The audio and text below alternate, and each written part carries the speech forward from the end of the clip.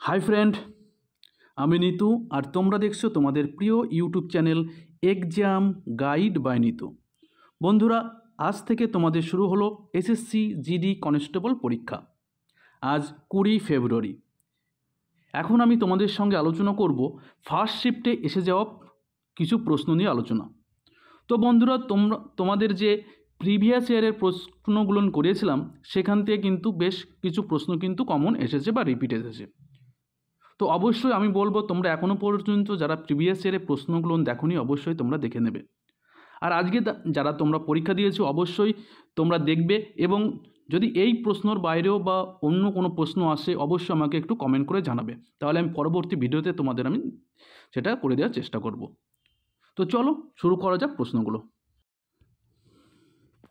প্রথম যে প্রশ্নটা এসেছিল দেখো, সম্প্রতি শান্তিনিকেতন ইউনেস্কো দ্বারা ভারতের কততম ওয়ার্ল্ড হেরিটেজ সাইটের স্বীকৃতি পেল?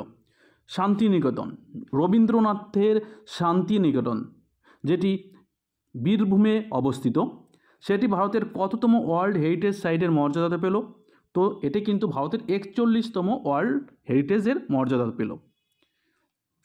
2023 সালে কিন্তু ইউনেস্কো দ্বারা শান্তিনিকেতন ওয়ার্ল্ড হেরিটেজ সাইটের মর্যাদা পেয়েছিল।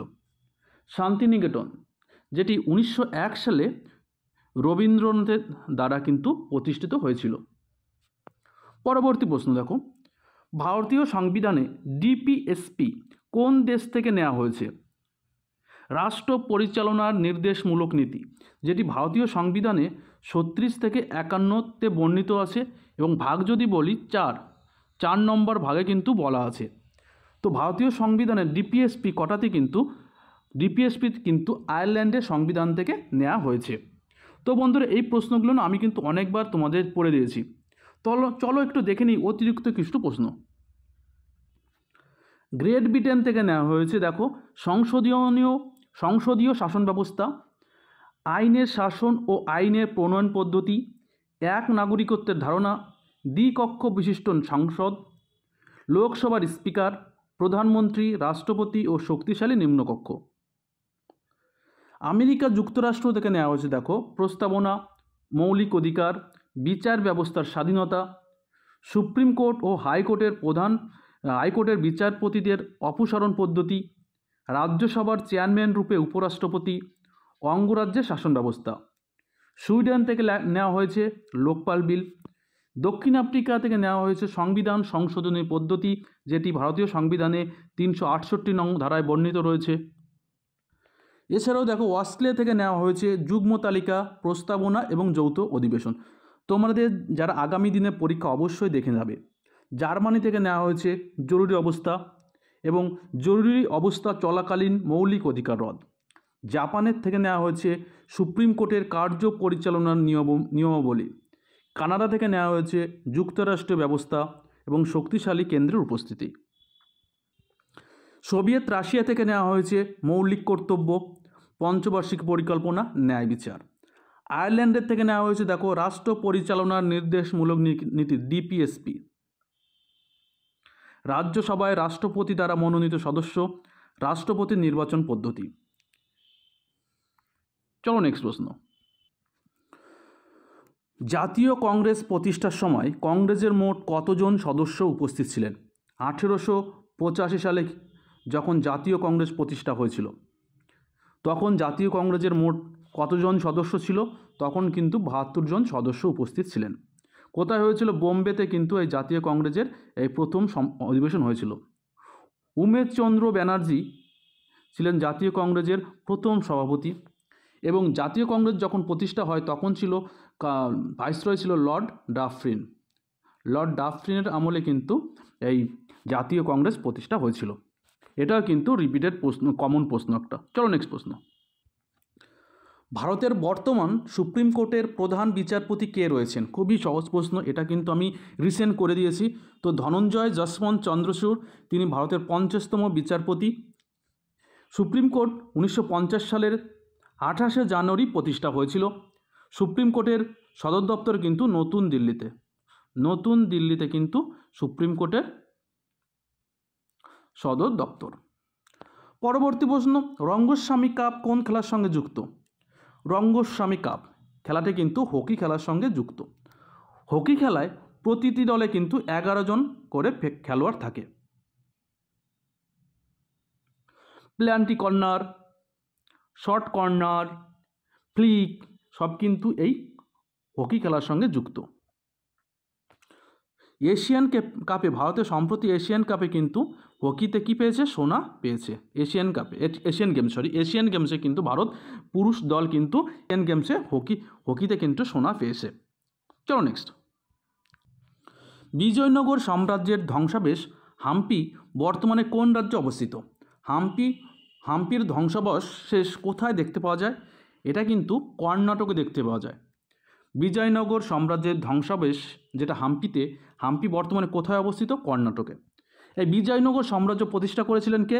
হরিয়ার এবং বুক্কা কিন্তু এই বিজয়নগর সাম্রাজ্য প্রতিষ্ঠা করেছিলেন কত সালে? 1336 সালে। এই বিজয়নগর সাম্রাজ্যের যে সমস্ত বংশ রাজত্ব করেছিলেন তারা হলো সাঙ্গম, শালুক, তুলুপ এবং আরবিডু। এরা ছিলেন কিন্তু এই সাম্রাজ্য কিন্তু বিজয়নগর সাম্রাজ্যের রাজত্ব করেছিল। কৃষ্ণদেব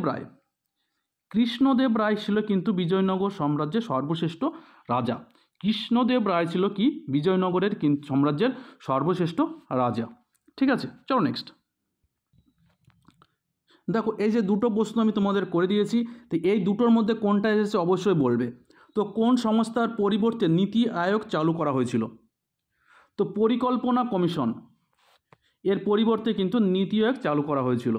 এই নীতি আয়োগ 2015 সালের 1 জানুয়ারি থেকে কিন্তু প্রধানমন্ত্রী নরেন্দ্র মোদী এই নীতি আয়োগ ধারণাটি চালু করেছিলেন।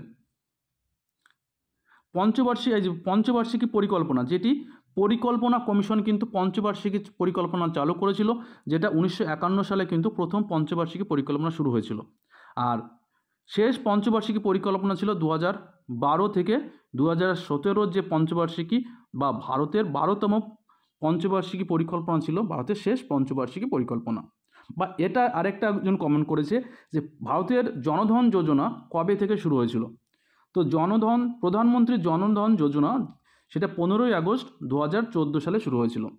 এই জনধন যোজনা হচ্ছে প্রতিটি ব্যক্তিকে কিন্তু ব্যাংকের অ্যাকাউন্টের সঙ্গে যুক্ত করা।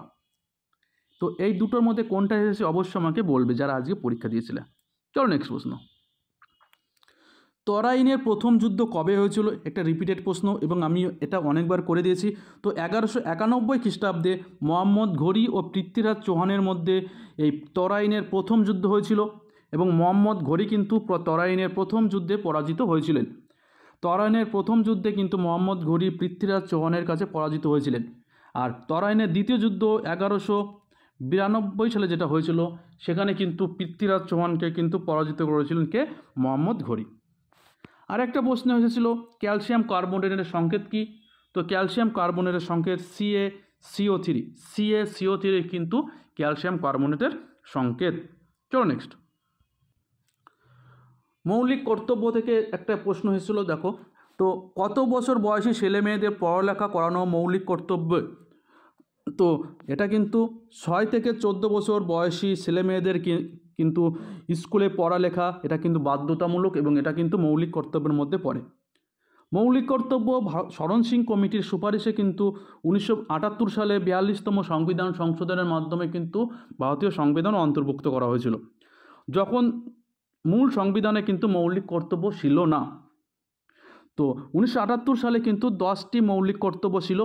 পরবর্তীকালে 86তম সংবিধান সংশোধনের মাধ্যমে 2002 সালে 6 থেকে 14 বছর বয়সী শিশুদের কিন্তু বাধ্যতামূলক পড়ালেখা স্কুলে পাঠানো কিন্তু বাধ্যতামূলক করা হয়েছিল। চলো পরবর্তী প্রশ্ন। প্রথম সঙ্গীত শিল্পী হিসাবে কে ভারতরত্ন পুরস্কার পেয়েছিলেন? তো প্রথম সঙ্গীত শিল্পী হিসাবে কিন্তু MS শোভালক্ষ্মী, যিনি 1998 সালে কিন্তু ভারতরত্ন পুরস্কার পেয়েছিলেন। ভারতে এখনও পর্যন্ত যে সকল মহিলারা ভারতরত্ন পেয়েছিলেন তারা হলেন ইন্দিরা গান্ধী, ভারতের প্রাক্তন প্রধানমন্ত্রী, তিনি প্রথম মহিলা হিসাবে ভারতরত্ন পুরস্কার পেয়েছিলেন 1971 সালে। মাদার তেরেজা 1980 সালে, অরুণা আসফ আলী 1997 সালে, MS শোভালক্ষ্মী 1998 সালে এবং লতা মঙ্গেশকর তিনি 2001 সালে কিন্তু ভারতরত্ন পুরস্কার পেয়েছিলেন। ঠিক আছে, লতা মঙ্গেশকর। তো টোটাল 5 জন মহিলা কিন্তু ভারতরত্ন পুরস্কার পেয়েছেন। চলো নেক্সট। ভয়মুক্ত রাজ্য তৈরি করার জন্য কাকে 2023 সালে ভারতরত্ন ডক্টর বি.আর. আম্বেদকর পুরস্কার পেলেন? কাকে ভারতরত্ন ডক্টর বি.আর. আম্বেদকর পুরস্কার দেওয়া হয়েছে 2023 সালে? তো উত্তরপ্রদেশের মুখ্যমন্ত্রী যোগী আদিত্যনাথকে কিন্তু এই ভয়মুক্ত রাজ্য তৈরি করার জন্য ডক্টর বি.আর. আম্বেদকর পুরস্কার দেওয়া হয়েছে। উত্তরপ্রদেশের বর্তমান রাজ্যপাল আনন্দীবেন প্যাটেল। উত্তরপ্রদেশের লোকসংখ্যা ভারতের সর্বাধিক এবং সেখানে লোকসভা এবং রাজ্যসভার সিটও কিন্তু সবচেয়ে বেশি। লোকসভায় কিন্তু 80টা সিট টোটাল। পরবর্তী প্রশ্ন, মেন্ডেলিভ পর্যায় সারণীতে কয়টি মৌল ছিল? তো মেন্ডেলিভের পর্যায় সারণীতে কিন্তু 63টি মৌল ছিল। মেন্ডেলিভের পর্যায় সারণী 1869 সালে কিন্তু প্রকাশিত হয়েছিল। চলো নেক্সট। সত্যশোধক সমাজকে প্রতিষ্ঠা করেছিলেন? তো সত্যশোধক সমাজ প্রতিষ্ঠা করেছিলেন জ্যোতিবা ফুলে। এটা আমি অনেকবার করে দিয়েছি। তো জ্যোতিবা ফুলে 1873 সালে মহারাষ্ট্রের সত্যশোধক সমাজ প্রতিষ্ঠা হয়েছিল। এর পরবর্তী হয়তো আসতে পারে কত সালে প্রতিষ্ঠা হয়েছিল।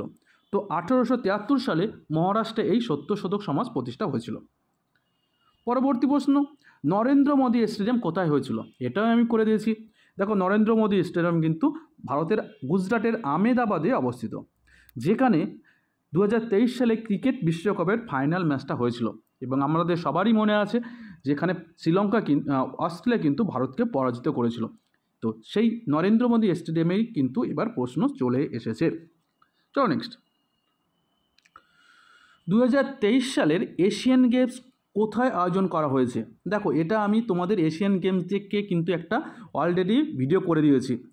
তোমাদের এশিয়ান গেমস থেকে আরও অনেক প্রশ্ন আসবে। তো যে সমস্ত ভাই এবং বোনেরা তোমরা এখনও এশিয়ান গেমসটা দেখোনি, তো আমার ভিডিওতে গিয়ে দেখবে, আমার যে পুরোনো ভিডিও দেওয়া আছে, অবশ্যই এশিয়ান গেমস সার্চ করলে কিন্তু পেয়ে যাবে। তো সেখানে গিয়ে কিন্তু এশিয়ান গেমসটা দেখে যাবে। এখান থেকে কিন্তু অনেক প্রশ্ন আসবে। তো চীনের হংজু প্রদেশে কিন্তু এশিয়ান গেমসটা হয়েছিল। পরবর্তী প্রশ্ন, শিখদের দশম গুরুর নাম কি? তো শিখদের দশম গুরু কিন্তু গুরু গোবিন্দ সিং। শিখদের যে সমস্ত গুরু ছিল, প্রথম 10টি গুরুর নাম হলো গুরু নানক, গুরু অঙ্গদ, গুরু অমরদাস, গুরু রামদাস, গুরু অর্জুন, গুরু হরগোবিন্দ, গুরু হর রায়, গুরু হর কিষান, গুরু তেগ বাহাদুর এবং গুরু গোবিন্দ সিং। ঠিক আছে, এই গুরু অর্জুন সিংয়ের আমলে কিন্তু কী হয়েছিল? পাঞ্জাবের অমৃতসরে স্বর্ণ মন্দির কিন্তু নির্মাণ করা হয়েছিল এই গুরু অর্জুন দেবের আমলে। আর গুরু তেগ বাহাদুরকে কিন্তু ঔরঙ্গজেব কিন্তু হত্যা করেছিল। গুরু তেগ বাহাদুরকে কে হত্যা করেছিল? ঔরঙ্গজেব। চলো নেক্সট। বিরজু মহারাজ কোন ঘরানার নৃত্যশিল্পী? তো বিরজু মহারাজ কিন্তু লখনৌ ঘরানার কত্থক নৃত্যশিল্পী। বিরজু মহারাজ লখনৌ ঘরানার একজন কত্থক নৃত্যশিল্পী। এই কত্থক নৃত্য ভারতের উত্তরপ্রদেশে। কত্থক ভারতের একটি শাস্ত্রীয় নৃত্য। ঠিক আছে, ভারতীয় শাস্ত্রীয় নৃত্য কত্থক, যেটি উত্তরপ্রদেশে, এবং বিরজু মহারাজ কিন্তু এই কত্থক নৃত্যশিল্পী। পরবর্তী প্রশ্ন হয়েছে অনুচ্ছেদ 44 থেকে। অনুচ্ছেদ 44-এ কী বলা আছে? তো অনুচ্ছেদ 44-এ বলা আছে, রাষ্ট্র সমগ্র ভারতে নাগরিকদের অভিন্ন দেয়ানিবিধি সুরক্ষা করার চেষ্টা করবে। ভারতের সমগ্র নাগরিকদের অভিন্ন দেয়ানিবিধি সুরক্ষিত করবে, ইউনিভার্সাল সিভিল কোড, যেটা সম্প্রতি উত্তরাখণ্ড বিধানসভায় কিন্তু এই অনুচ্ছেদ 44টি কিন্তু বিধানসভায় পাশ করেছে সম্প্রতি। আমি কিন্তু দেখো এটা পোস্টও করেছিলাম। ঠিক আছে, তো বন্ধুরা এই 19টি প্রশ্ন তোমাদের জন্য এনেছিলাম। ভিডিওটা ভালো লাগলে একটু লাইক করে দেবে এবং খুব তাড়াতাড়ি